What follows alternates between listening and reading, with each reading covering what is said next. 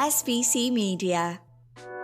Welcome to iGaming Daily, analysing the news from the betting and gaming industry all over the globe, supported by the Canadian Gaming Summit, bringing you Canada's premier annual conference and exhibition for gaming and sports betting senior executives from across Canada and beyond. SBC Summit Barcelona is where you can experience the global industry coverage under one roof. Expect an industry-leading conference agenda covering all verticals across 7 stages, a huge trade show floor filled with over 3,000 exhibitors, and luxury networking events at premium venues in one of Europe's coolest cities. Join 10,000 executives this September at the event drawing the industry's eyes. Get your tickets now at sbcevents.com. The close of May witnessed the foreseen announcement from France and Holland, who are set to impose further marketing and advertising restrictions on their respective gambling markets. From July the 1st, Dutch operators will have to navigate the unspecified complexities of the ban on untargeted advertising enforced across all media platforms. Meanwhile, in France, Unified Gambling Authority, the ANJ, has published its guidelines and recommendations to limit operators' brand coverage and exposure via sports sponsorships. Once more, another cruel summer awaits for the industry marketing teams, adjusting to the regulatory and compliance demands of an ever-changing European regulatory environment. I'm James Ross, and on today's episode of iGaming Daily, sponsored by SBC Summit Barcelona, I'm joined once again by SBC's Ted Orme-Claye, the senior journalist, and Martyn Elliott, the senior media manager. How are you both doing today? Good, thank you, James. Yeah, good to be back again to talk about some regulatory stuff. Good stuff. You all good, Martyn? Yeah, very well, thank you. Looking forward to this. Interesting subject. Perfect. And just for the listeners out there, we'll apologise a bit about Martyn's audio because we've had a technical nightmare trying to get his laptop to work and boot up. So he's managed to find a workaround. He's joined by his phone, but at least we've still got Martyn here with us, who to give his expertise and insight. So thank you, Martyn, for finding a workaround for that. Yeah, no problem. Perfect. So Ted, we're going to come to you straight off the bat. What is the context for these regulations in France and Holland? I mean, sort of on a wider scale, like Europe has kind of been surfing this wave of regulation and like enhanced oversight of gambling in recent years, and we've sort of seen similar moves in a lot of countries, and a lot of this is, personally, I think, is underpinned by a sort of a concerns that certain groups or individuals are being impacted by gambling, particularly like young and vulnerable people. There seems to be a lot of concern across various countries that advertising and marketing kind of normalizes gambling behaviour. That's one way it's been put by quite a few advocates of these sort of reforms. That it's the advertising and marketing is normalizing gambling behaviour among younger people, and this then can contribute to like problem gambling later in life, as well as the fact that there are also some adults who are problem gamblers and are worried about the impact advertising might have on them, of encouraging them, of getting them back into gambling when they might have been able to stop. So yeah, the main sort of aspect is player protection, and there seems to be a bit of a push to cut back on the visibility of gambling via advertising and marketing, and there's the sort of belief that this can help reduce problem gambling. Yeah, I think that's good. A good summary, Ted, of the goals of these things. There is some research out there that shows people with a gambling disorder are particularly badly affected by advertising. So the move, this sort of move, is a positive in that sense from player protection. There are also some studies which show the effect of gambling advertising rather on young people is more than it is on older people, and that can lead to development of gambling problems later in life. However, as ever, these studies are quite small scale. And I think the wider context in this is that there is concern in society about gambling. There are, I think we've seen it in numerous countries, lobbying groups who want tighter restrictions on gambling across the board, and they've chosen advertising as one of their key battlegrounds. So from a government perspective, from a regulator's perspective, it's really easy to say, hey, look, we're being tough on this. We're clamping down with an advertising ban, because people will notice. It's something tangible that the public actually sees and they'll see it disappearing, because, particularly if you're in the UK still, you see gambling advertising everywhere. If that were to disappear from our screens and from billboards and so on, we would notice it, and it allows the government to say, yeah, we've done something. Whether it has the effect they think it'll have is a different matter, and it's not entirely clear how the performance of these new regulations and whether they meet any particular goal, how that'll be measured and what will happen if it proves not to be a success. And Martyn's just stated that it's not specifically clear at the moment, but could this be clear for my next question? What are the regulatory concerns for these implementations of the restrictions? So on this, I think the one I can speak most confidently on is on the Netherlands, because I've been following this for a while. And the main sort of concern that they're having over there, the KSA itself, I think that the KSA's chair, René Janssen, has spoke about this in the past. The Dutch market was re-regulated back in October 2021 under this new act, the KOA Act. And one of the main objectives of that was to promote a legal and regulated online market, which has its established player protection provisions and policies and requirements, and promote that over a more illicit, unlicensed market. And the KSA and a few other Dutch stakeholders, have pointed out that ultimately advertising and marketing serves the purpose of promoting this said, legal and regulated market.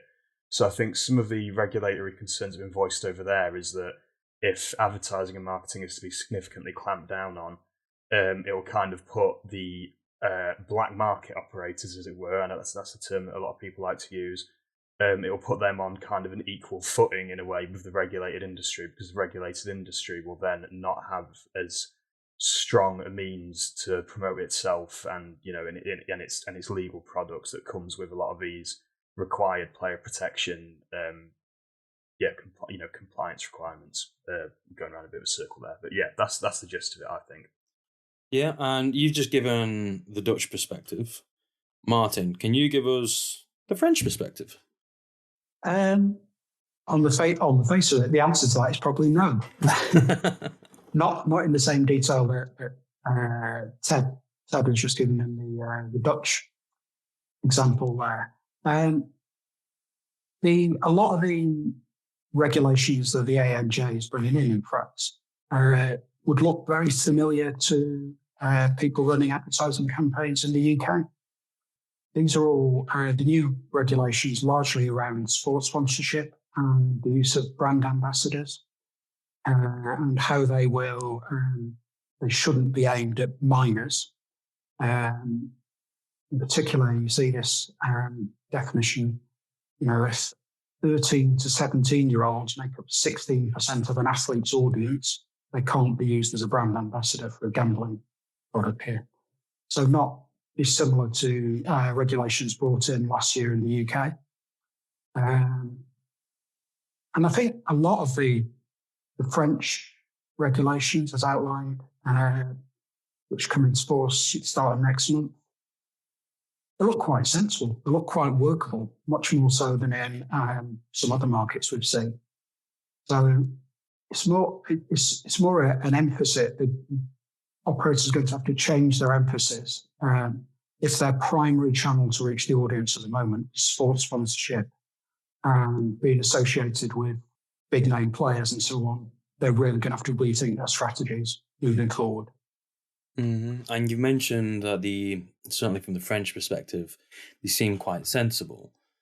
Because we're looking at two entities here with France and Holland, if we look at another two entities who have kind of, we'll say, gone to a bit of an extreme with complete blanket bans in Spain and Italy, how do the two restrictions differ? Obviously, apart from the blanket ban. Ted? Yeah, I mean that's exactly it. It's in France. Yeah, it's as Martyn put it quite well.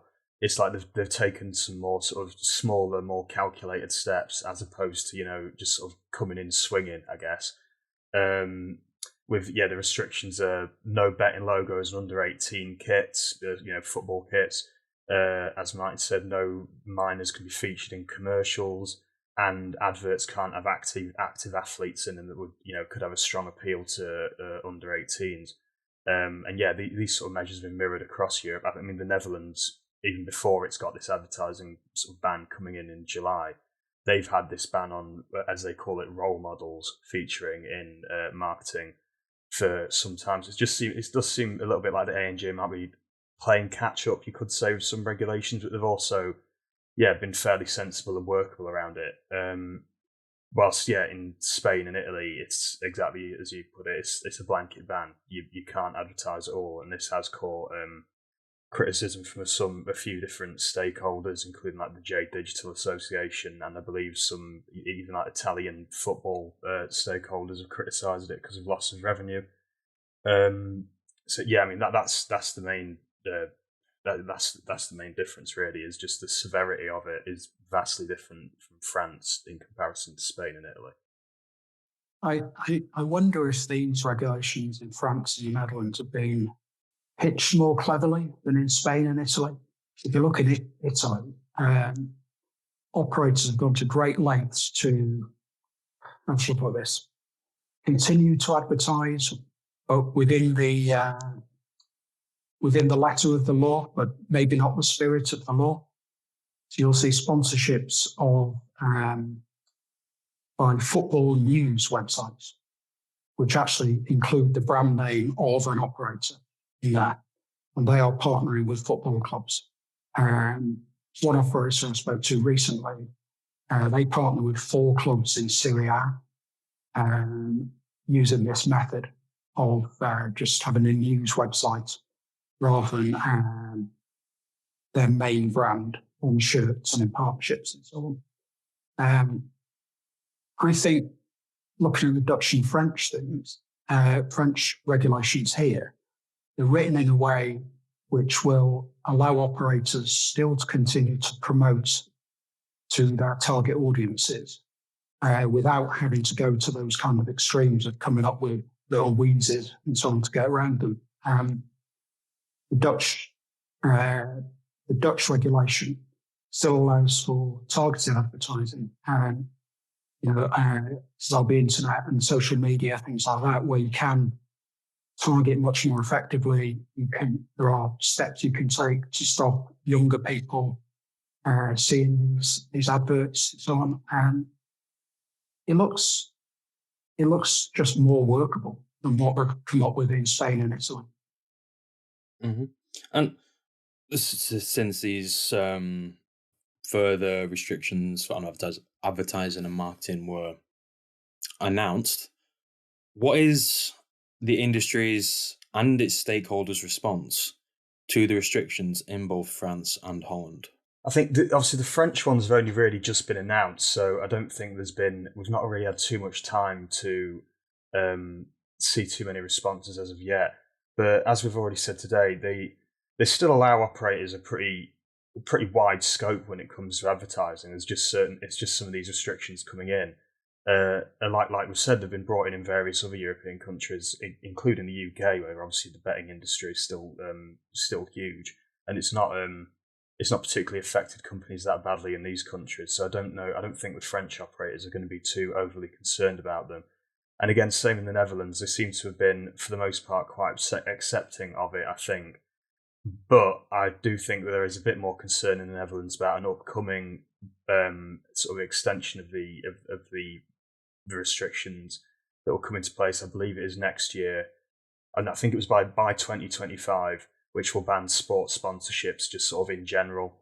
And I think there's a bit more concern about that, and a bit of similar to what I mentioned earlier about the concerns the KSA regulator has had about the impact that cutting down on advertising could have in promoting the legal offering. I think some operators probably do share those concerns as well, but so far I've not noticed anything too overly critical from the operator side. Yeah, I think that's an interesting point about putting restrictions in place to the point where it benefits the black market. There was a conference in Madrid recently where obviously the advertising ban or the advertising restrictions in Spain, the regulator was very careful to point out repeatedly it's not a ban, there are still things that operators can do. But one of the speakers pointed out that the authorities there had issued 28 fines in the last couple of years to people to companies that have broken various regulations, various parts of Spain's regulatory regime, some to advertising and other things as well. But none of these operators are licensed.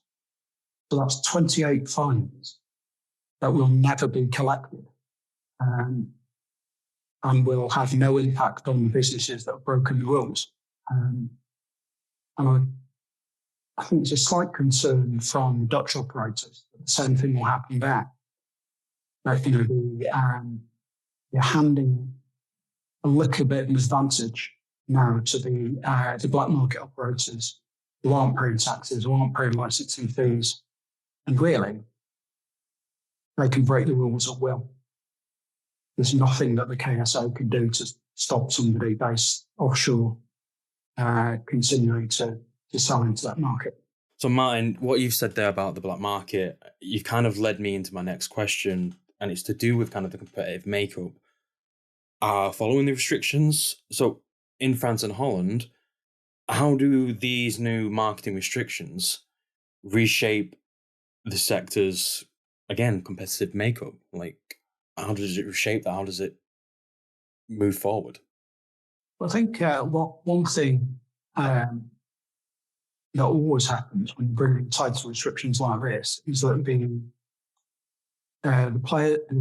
operators of the biggest market share, their advantage, their competitive advantage is kind of baked in a bit more because other operators struggle to bring in new players because there are those restrictions there. And one thing none of these restrictions really do is stop you promoting new games, new products, bonuses, etc.